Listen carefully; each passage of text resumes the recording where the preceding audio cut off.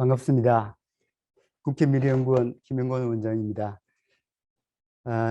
지금 이 시대에 부합하는 미래 전략을 주제로 해서 같이 얘기를 나눠보도록 하겠습니다. 먼저 미래에 대해서 제 생각을 간단히 좀 말씀드리고 시작하겠습니다. 미래를 보는 생각은 굉장히 다를 수 있지만 저는 미래란 다가올 현재다. 그리고 우리가 곧 살아갈 현재다라고 얘기를 하고 싶습니다. 이렇게 미래를 정의를 하면 조금 더 피부에 와닿을 수 있게 좀 더 체감할 수 있는 미래를 생각할 수 있을 것 같고요.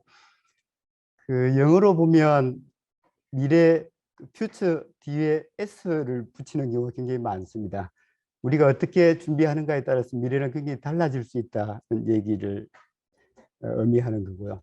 또 하나는 미래하면 우리는 이제 명사로 생각하기 쉽지만 실은 저는 퓨처링이라는 단어를 굉장히 좋아합니다. 미래를 전망하고 미래를 예측하고 미래를 준비하고 미래를 설계하는 그런 동사적 의미로서 미래를 생각하면서 제 얘기를 들으시면 좋을 것 같습니다. 우리나라에는 포사이트란 책으로 소개된 분인데요. 비나 벤카트라만이라는 분이 그 재미있는 얘기를 합니다. 이렇게 얘기하고 있습니다. 대부분의 사람들은 자신이 현재보다 미래를 더 많이 걱정하고 있음에도 불구하고 현재로부터 15년을 넘어서는 미래는 생각하지 않는다.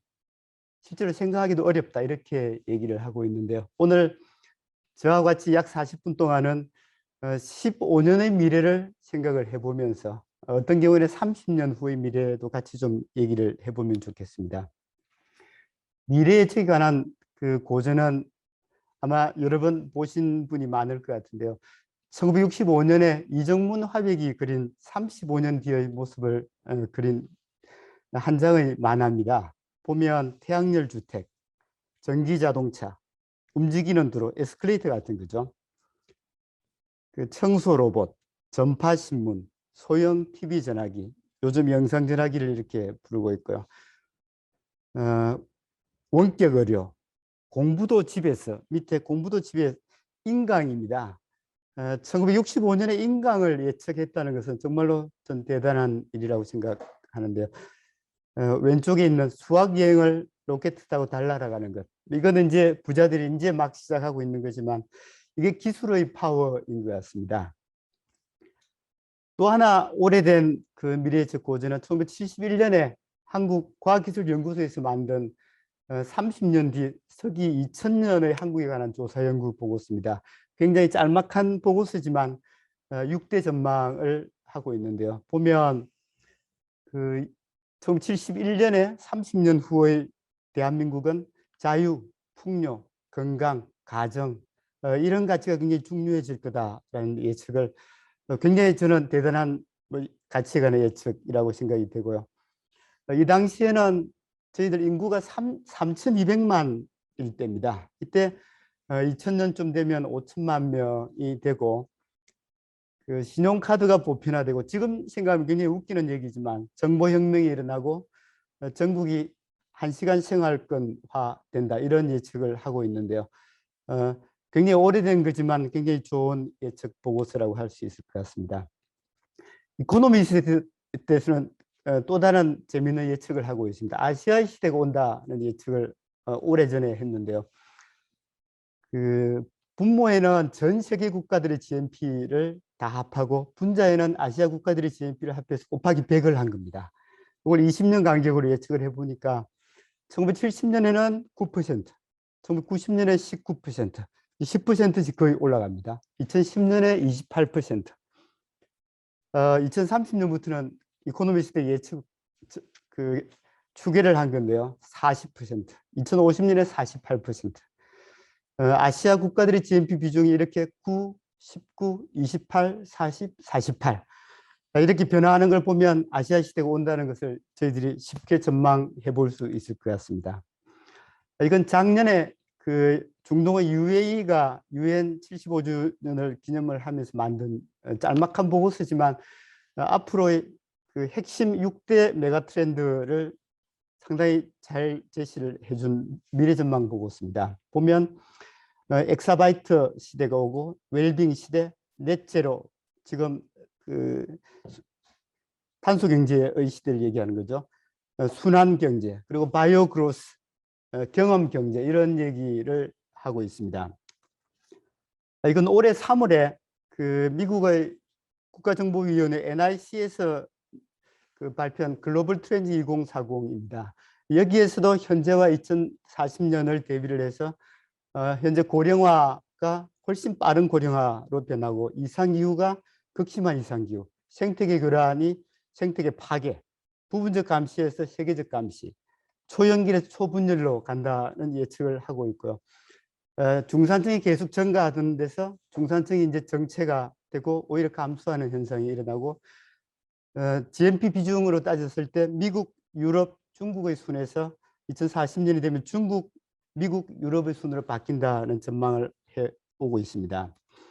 대한민국에 관한 예측을 보면요, 그 국토연구원에서 2040년의 국토전망, 인구전망을 예측 지도서에 표시를 한 겁니다. 보면 수도권 근처는 벌겋게 되어 있죠. 인구가 여기는 증가를 하고, 밑에 쪽은 파랗습니다. 인구가 계속 감소하는 그런 지역으로 전망을 하고 있고요.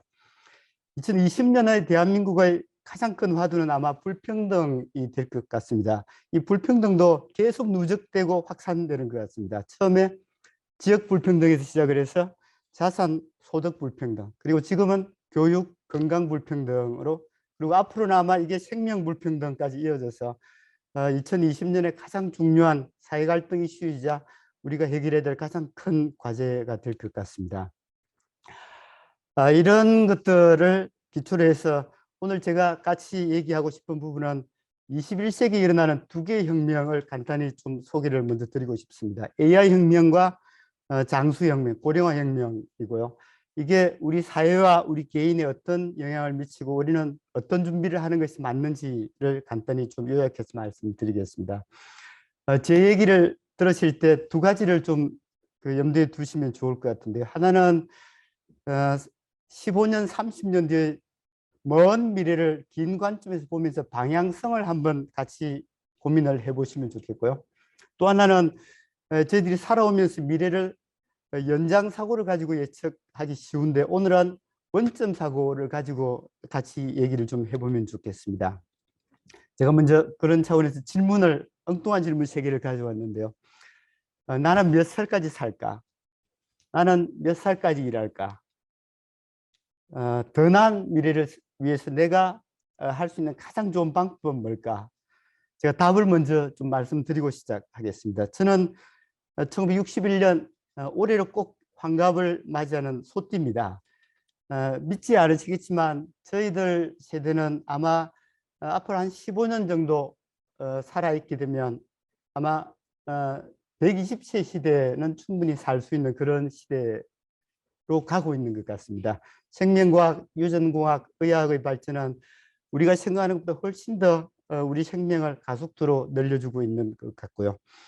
만일 이 제 얘기가 맞다 그러면 저희들은 100살 전후까지는 어떤 의미 있는 활동을, 꼭 돈이 버는 활동이 아니더라도 의미 있는 활동을 해야 될 것 같고요. 이때는 아마 하루에 30분에서 1시간, 일주일에 서너 시간 정도 일하면 되는, 활동하면 되는 그런 시대가 될 것 같습니다. 이런 어마어마한 미래를 준비하기 위해서 제가 생각하는 전략은 지피지기 만들기 전략입니다. 지피는 우리 미래가 어떻게 펼쳐질지, 우리 인생이 어떻게 전개될지를 아는 거고요. 지기는 저를 다시 한번 찾아보는 작업입니다. 지피지기가 되면 미래를 실제로 만들어가는 작업이 일어날 것 같습니다. 하나하나 간단하게 좀 소개를 드려보겠습니다. 우선 지피, 세상이 어떻게 변할지 크게 3가지 변화가 핵심이 될 것 같습니다. 기술 변화, 인간 변화, 환경 변화이고요. 기술 변화의 핵심은 아마 AI 혁명일 것 같고, 인간 변화의 핵심은 장수 혁명일 것 같습니다. 그리고 환경 변화는 지금 기후 위기, 기후 재앙에 어떻게 대응하는가가 가장 중요할 것 같습니다. 이 AI 혁명과 장수 혁명을 비교를 해보면요, AI 혁명은 진화를 향해 가는 혁명입니다. 지금 실은 굉장히 떠들썩하게 진행이 되고 있는 혁명이고요. AI 혁명만큼 떠들썩하지는 않지만 개인 차원에서 굉장히 중요한 또 다른 혁명이 잠수혁명입니다. 1920년, 지금부터 100년 전에 대한민국 우리 사람들의 평균 수명은 30.5세였습니다. 30살 넘기가 굉장히 힘들었던 거죠. 1960년에는 55세, 지금은 83세입니다. 아마 사람들은 믿지 않지만 곧 평균 수명 100세 시대, 120세 시대가 우리가 생각하는 것보다 훨씬 빨리 다가올 것 같습니다. 우선 AI 혁명을 간단히 스케치를 해보면 하늘에는 드론, 땅에는 로봇, 그리고 거의 모든 곳에 무인, 자동화, 지능화가 지배할 것 같습니다. 이게 가능한 것은 연결과 데이터인 것 같습니다. 거의 모든 것들이 연결되면서 무지무지한 데이터가 나오고 그 데이터를 기반으로 해서 지능화가 이루어지고 있고요. 이걸 조금 다른 그림으로 표현을 해보면 왼쪽에 있는 것이 우리가 살고 있는 현실 세계입니다. 그리고 오른쪽은 그 현실 세계를 고스란히 데이터로 시스템화한 디지털 트윈, 디지털 쌍둥이 세계라고 할 수 있고요. 이게 만들어지면 오른쪽의 디지털 트윈에서 데이터와 시스템을 통해서 실시간 상황인지 모니터링, 가시화, 분석 진단, 시뮬레이션 이런 것들이 훨씬 자유롭고 지능적으로 이루어지고 그게 되면 미래 예측, 제어, 최적화도 훨씬 쉽게 가능해지는 그런 세상이 될 것 같습니다. 지금까지 말씀드린 게 그 파란 축입니다. 인공지능 시대가 오고 24시간 연결되어서 로봇과 공존하는 그런 시대가 온다는 얘기고요. 근데 또 다른 축이 있습니다. 이 녹색 축인데요. 기술이 아무리 발전해도 사람들은 상상력, 감성, 창의성, 직관 이런 이제 우뇌를 굉장히 중요하는 시대가 온다는 그런 얘기를 할 수 있을 것 같습니다. 기술 축과 휴먼 축, 굉장히 다른 축이지만 서로 보완하면서 아마 미래를 만들어가는 두 축이 될 것 같습니다. 휴먼 축에 대해서 몇 가지만 좀 말씀을 드려보면 20세기까지는 좌뇌, 이성, 제조, 분업, 전문화 이런 게 굉장히 중요해졌다 그러면 21세기는 물론 이것도 중요하지만 거기에 비해서 상대적으로 우뇌, 감성, 창조, 협력 이런 것들이 중요해지는 시대인 것 같습니다.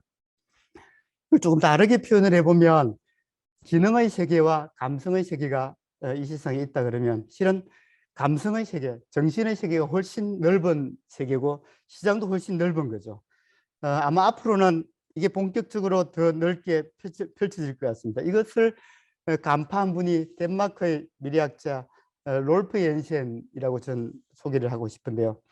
롤프 옌센이 두 가지 재미있는 책을 저술을 했습니다. 1999년에 드림 소사이어티라는 책을 저술을 했고 2013년에는 르네상스 소사이어티라는 책을 저술을 했습니다. 두 책에서 얘기하고 있는 것은 앞으로 꿈의 시대, 개인의 시대가 온다는 얘기를 하고 있는데요. 그 재미있는 미래 시장을 이 책들에 소개를 하고 있습니다. 보면 앞으로 중요해지는 미래 시장으로 관심의 시장, 케어 시장이죠. 나는 누구인가의 시장, 마음의 평온, 신념을 위한 시장, 그리고 모험 판매, 연대감, 우정, 사랑 이런 운의 중심의 시장이 만들어진다. 그리고 훨씬 더 강화될 거다라는 예측을 하고 있는데 저는 뭐 개인적으로 굉장히 공감을 하고 있습니다. 이런 기술축과 휴먼축 사이에 누가 있느냐면 우리 사람들이 있는데요. 인구구조 변화, 인구 변화, 사람의 변화에 대해서 제가 간단히 좀 요약해서 설명을 드리겠습니다.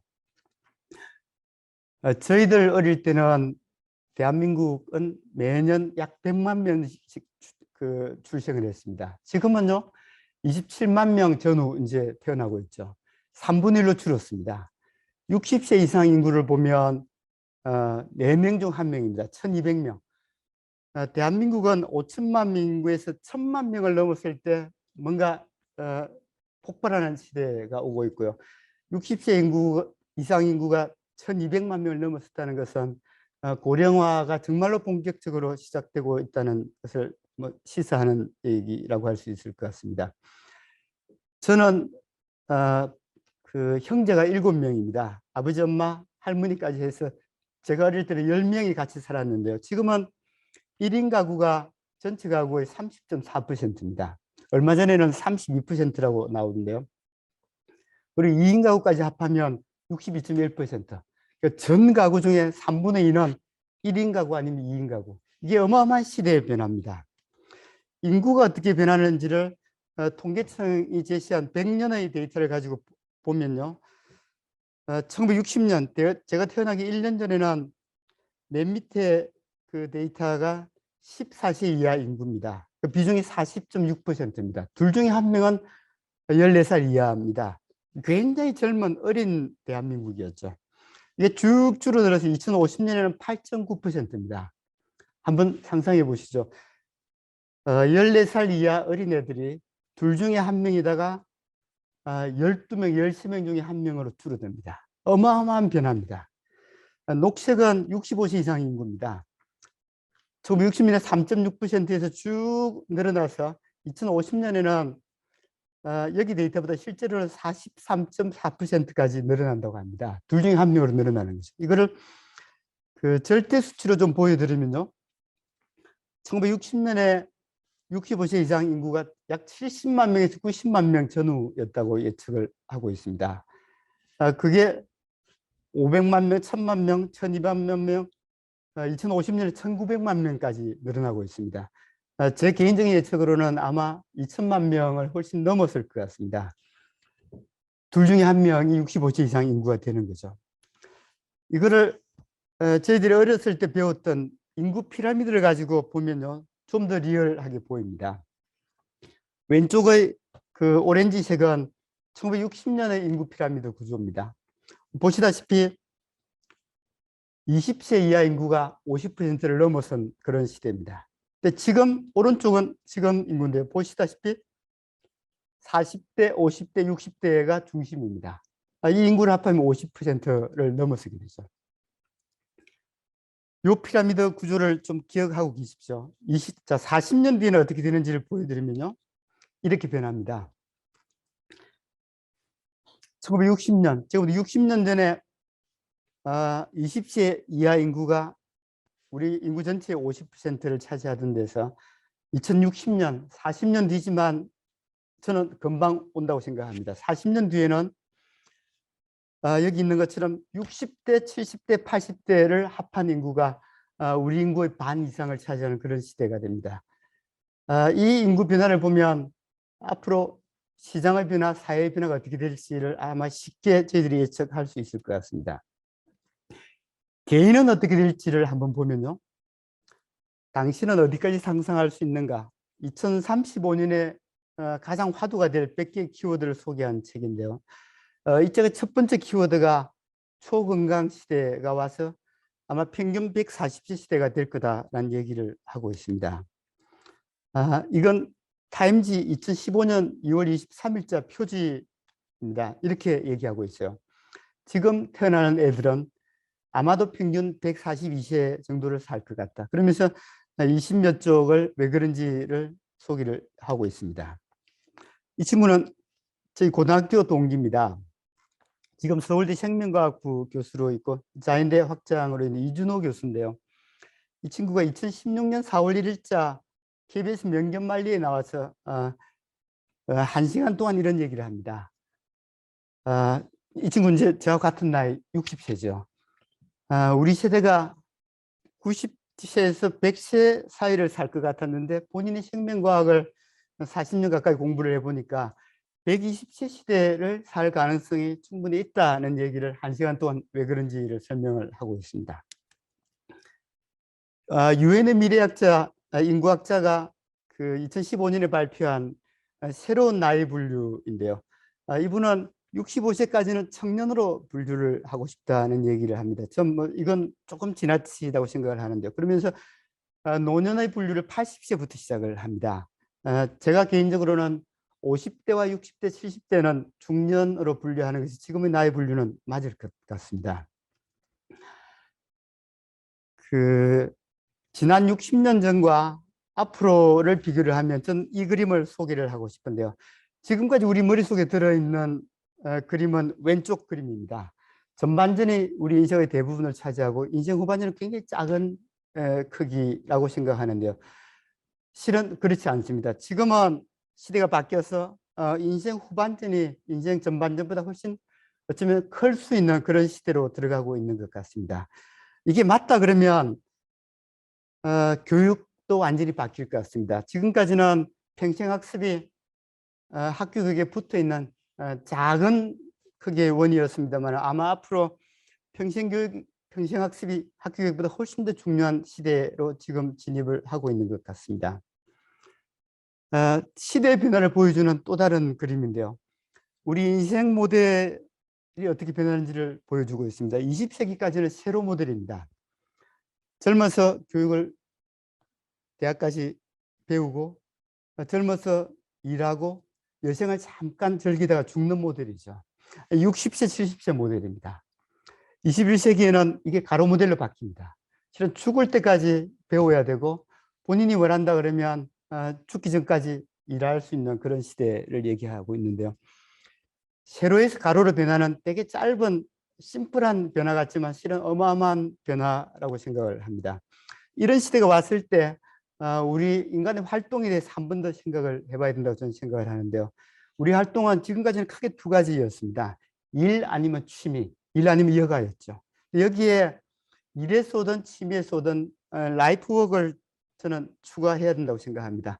오랫동안 본인이 가치 있고 의미 있다고 생각하는 것을 오랫동안 평생에 걸쳐서 활동하는 것을 얘기를 하는데요. 본인의 강점 기반의 라이프워크를 찾는 것이 이 장수 시대에 굉장히 중요한 화두가 될 것 같습니다. AI 시대의 일자리가 어떻게 될지를 보여주는 그림인데요.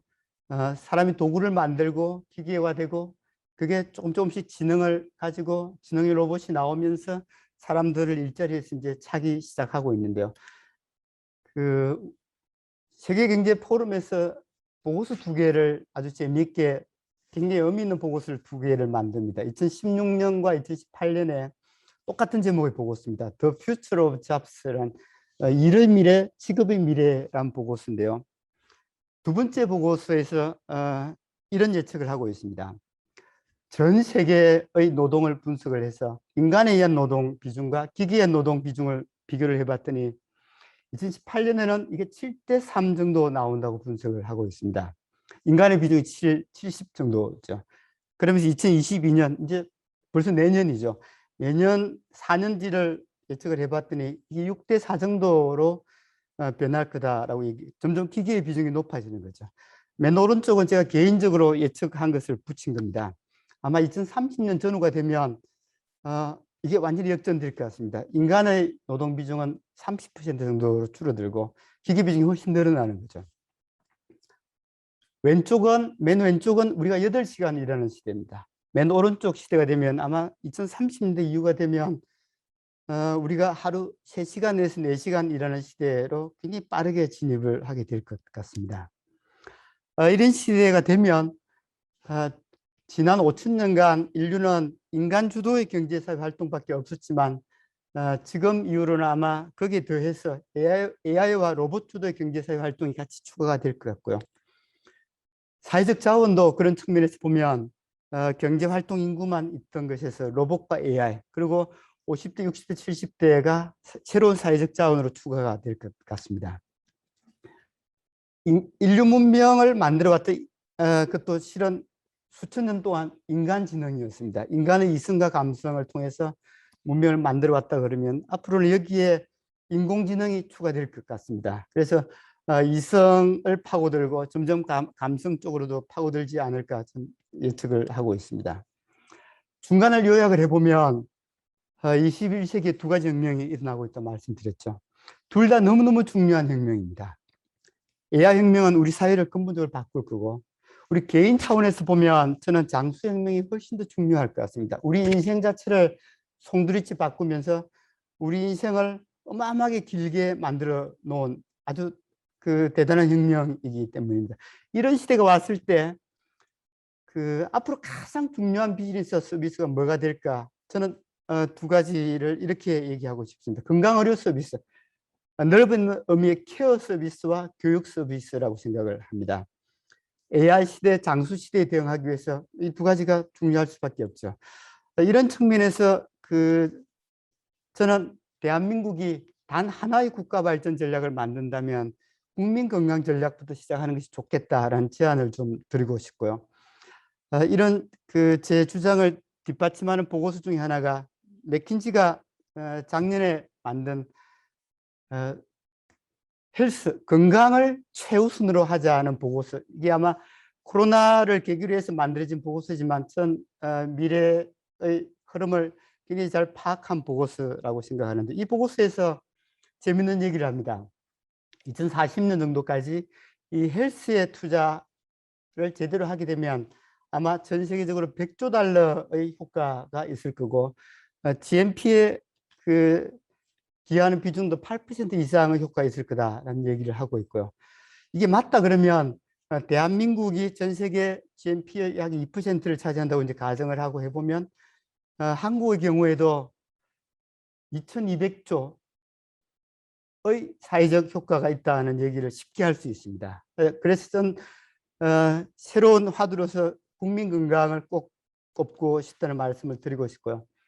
아까 말씀드린 미래의 비즈니스 서비스가 서비스 산업으로 갈 수밖에 없는데, 이 서비스 산업도 앞으로 어디에 비중을 둘 것인가를 보면 저는 여기 있는 것처럼 행복 산업, 넓은 의미 행복 산업, 행복 시장이 될 것 같습니다. 개인의 꿈, 건강, 역량, 직업, 가족 관계, 문화, 예술, 자연, 자유, 자율, 마음, 이런 것들을 화두로 하는 그런 것을 타겟팅하는 서비스 산업이 앞으로 점점 커지지 않을까라는 생각을 합니다. 여기까지가 제가 간단히 요약한 GP 부분입니다. 우리 미래와 인생이 어떻게 바뀔지를 간단히 본 거고요.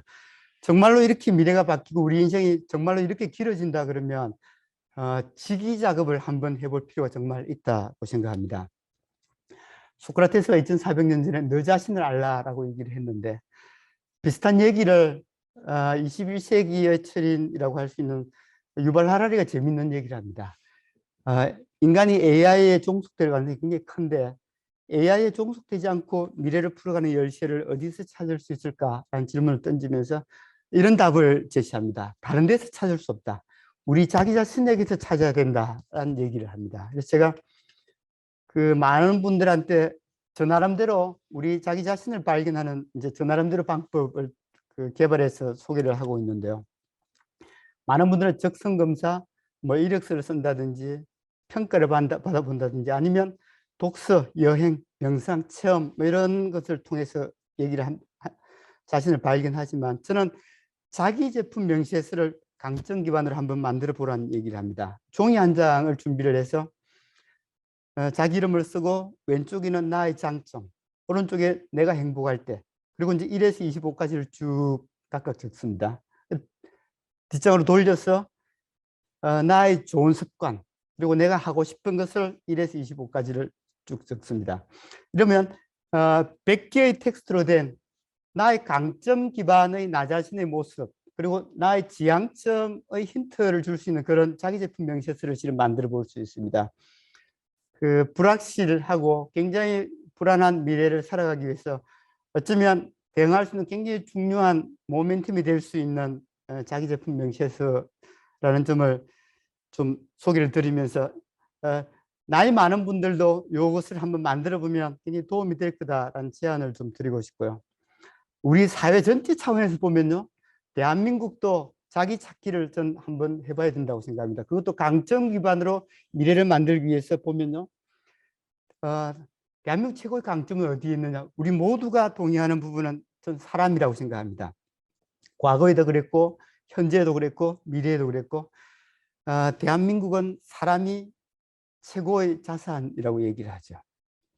그럼에도 불구하고 우리가 사람을 정말로 제대로 키우고 있는가라는 질문을 던져보면 학교 교육, 재직 교육, 평생 교육, 셀프 교육 뭐 이런 전체 측면에서 교육과 학습은 아직 굉장히 미흡하다는 생각을 합니다. 마이클 튜드라는 이코노미스트에서 한국으로 파견 온 특파원이 꽤 오래전입니다만은 여기서 11년을 근무하고 영국으로 돌아가고 난 뒤에 쓴 책입니다. 영문 책이 먼저 나왔는데요. 책의 제목이 재미있습니다. Korea, the Impossible Country라는 것이 이 책의 제목입니다. 불가능한 나라. 그 뒤에 그 한국판으로 소개한 책의 제목은 이렇게 적혀 있죠. 기적을 이룬 나라, 기쁨을 이룬 나라. The Impossible Country. 그러니까 불가능하다고 믿는 것을 해낼 수 있는 나라가 대한민국. 그건 결국 사람이 만드는 거죠. 그래서 이런 강점 기반으로 대한민국의 미래를 다시 만들 수 있으면 참 좋겠다라는 말씀을 드리면서 제가 지피지기를 간단히 요약을 해서 마무리를 하고요. 끝으로 남은 10분 정도 그 미래 만들기를 어떻게 할지에 대한 제 생각을 좀 그 개인 차원, 사회 차원으로 나누어서 간단히 요약해서 좀 말씀을 드리겠습니다. 제가 그 잘못 생각하고 있는지도 모르겠습니다만은 우리 사회 전체를 보면 미래 전망 점수는 굉장히 후하게 줄 수 있지만 미래 준비 점수는 저는 굉장히 박하게 줄 것 같습니다. 미래를 알고도 차근차근 준비하는 것은 우리 사회가 굉장히 약하다는 거죠. 개인도 사회도 굉장히 약하다는 생각을 하는데요. 개인 차원에서 제가 저의 미래를 한번 그 준비해보는 되게 엉뚱한 작업을 해본 것을 소개를 좀 드리고 싶습니다. 이게 제가 2016년이니까 제가 56세 때입니다. 제가 56세 때 120세 시대에는 확실하게 산다는 것을 이제 제가 확신을 하고 되게 특이한 달력을 만들어 봤습니다. 100년 달력인데 보통 달력은 1년 달력이죠. 왼쪽에 1961년부터 2010년까지 50년을 쭉 적고 오른쪽에 2011년부터 2060년까지 50년을 적고는 저의 지난 과거의 이제 핵심 키워드들을 적고 펼쳐봤습니다. 과거가 중요했던 게 아니고 제가 오른쪽에 백지를 남기는 게 굉장히 중요했습니다. 저의 미래를 원점에서 생생하게 눈에 보이게 하면서 강점과 가능성에 집중해서 어떻게 설계하면 좋을지를 이제 생각하게 만드는 그런 달력이었는데요. 어떤 방식으로든지 각자의 미래를 강점 기반으로 만드는 작업을 한번 해보시면 참 좋겠다라는 말씀을 드리고 싶고요.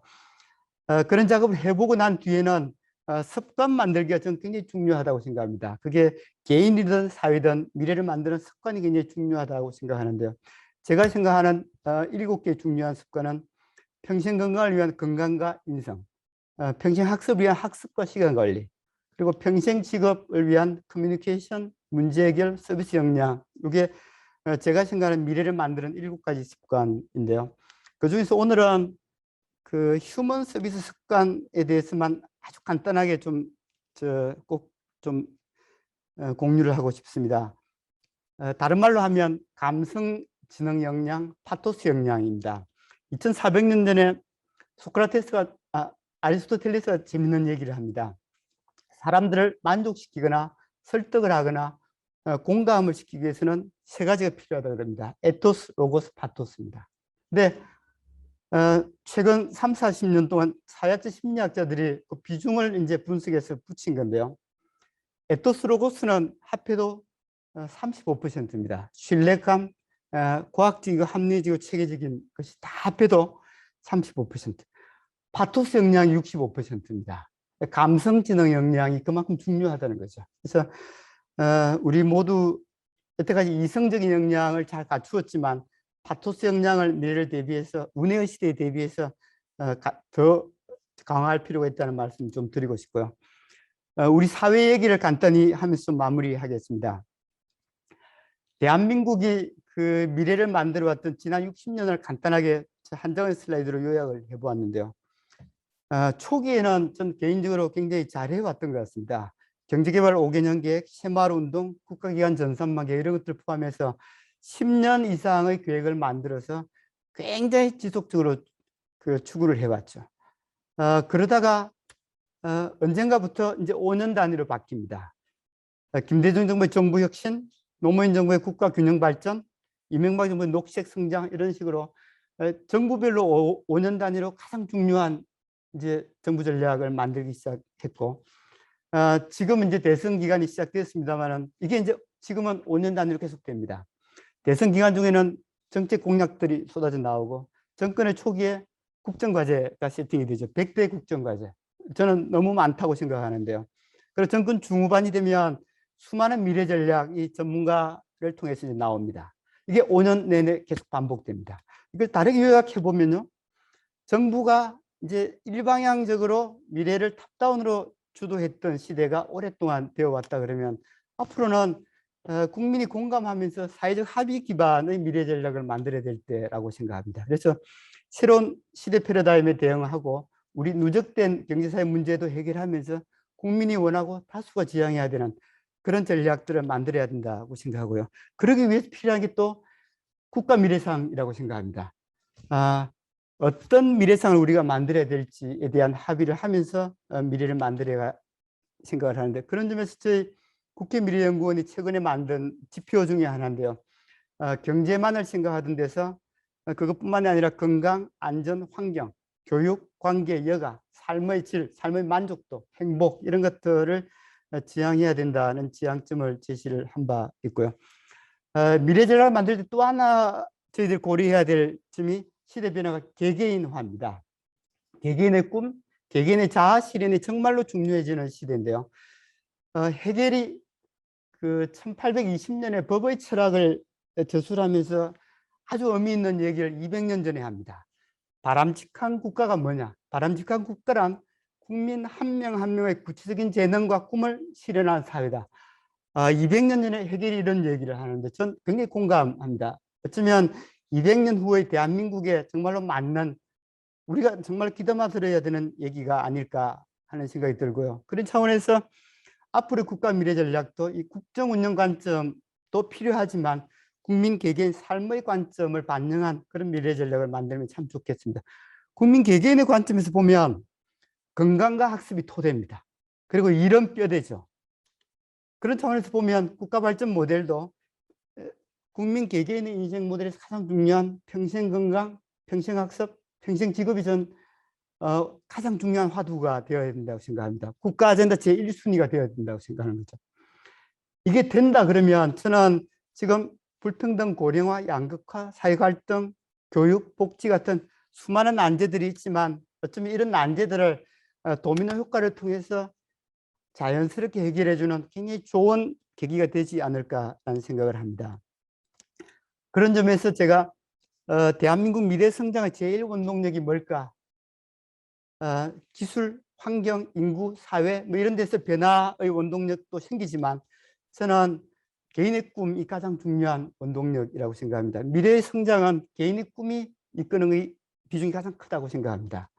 그래서 저희들이 지향해야 될 가치도 개인 차원에서 자율, 건강, 학습, 자아 실현 이런 것들을 굉장히 강조하면서 스포트해 줘야 되지 않나 하는 생각이 들고, 거기에 더해서 사회적 차원에서는 배려, 존중, 분배, 공정, 통합, 포용 이런 것들이 같이 가면 정말로 좋은 사회를 만들 것 같습니다. 그래서 제가 개인적으로 제안하고 싶은 국가 미래상은 개인 차원에서는 꿈사회, 사회 차원에서는 공동체 사회를 같이 좀 지향하면 좋겠습니다. 그래서 제가 개인적으로 만든 미래 비전인데요. 국민 모두가 꿈꾸고 꿈을 이루는 사회, 5천만 개의 꿈이 있고 포용과 통합으로 다 함께 행복한 그런 공동체 사회가 만들어지면 참 좋겠습니다. 제 강의를 마무리하겠습니다. 21세기 시대에 부합하는 미래 준비를 위해서는 우리가 보통 개인적으로는 긴급하고 중요한 일에만 몰두해서 인생을 살지만 너무도 길어진 미래를 준비하기 위해서는 건강, 학습, 파토스 역량 같은 긴급하지 않지만 중요하다고 생각하는 것에 굉장히 많은 시간 투자를 해야 된다고 생각하고요. 사회적 차원에서도 마찬가지입니다. 국민 개개인을 위한 건강, 학습, 자아 실현을 서포트하는 그런 정책들이 많이 쏟아져 나와야 되고, 공동체를 만들기 위한 배려, 존중, 공정, 포용 이런 것들이 훨씬 더 그 시대적 화두가 중요하게 되어서 다루어지면 더 좋겠습니다. 이게 제가 제안드리고 싶은 21세기 시대에 부합하는 국가 차원의 개인 차원의 미래 전략이라는 말씀을 드리면서 제 강의를 마치겠습니다. 경청해 주셔서 고맙습니다.